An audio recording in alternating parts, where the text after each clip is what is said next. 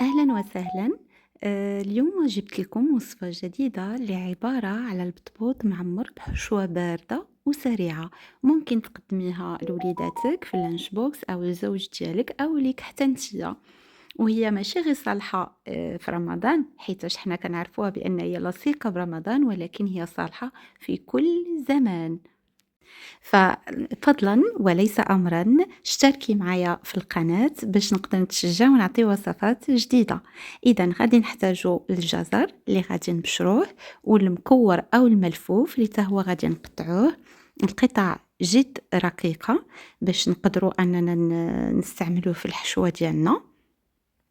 وطبعًا غادي نكونوا غسلناه مزيان، وفي هاد الشي هذا أنا كنستعمل بيكربونات ديال الصوديوم اللي كنخليه شوية كيرقد فيها، كنشلو كنقطعو. غادي نضيف شوية ديال الربيع اللي هو عبارة على المعدنوس، أنا عندي مجمد. غادي نزيد علبة ديال الطون، وممكن أنكم ديروا إما ديال الزيت أو الطون اللي كيكون مرقد في الما، إذا كيبقى الاختيار ليكم. أنا كنزعلو هاديك الزيت وكنضيف غير الطون بوحديتو. كنضيف الجبن المبشور،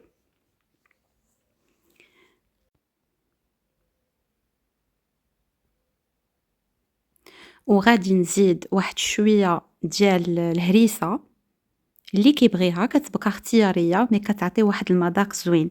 غادي نزيد الياغورت الطبيعي، غنستعملو المسوس هنايا، تقريبا واحد 2 حتى ل3 د المعالق كبار.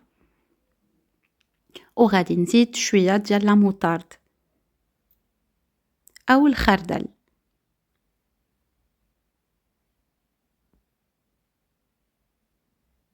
نضيف شوية ديال زيت الزيتون، ونضيف أيضا الذرة المعلبة، ولا كانت الطرية غيكون أفضل، وهذه كنشدوها وكنسلقوها. غادي نخلط هاد الشي هذا، وهذه هي الحشوة اللي غادي نستعمل. وطبعا غادي نزيد نضيف لها واحد البعض من المنسمات، شوية ديال الزعتر، شوية ديال الابزار، وشوية ديال الملحة. نعمر الخليط ديالي في دوك البطيبطات، وها هما الوصفة ديالنا واجدة، وبالصحة والراحة، وإلى وصفة أخرى إن شاء الله.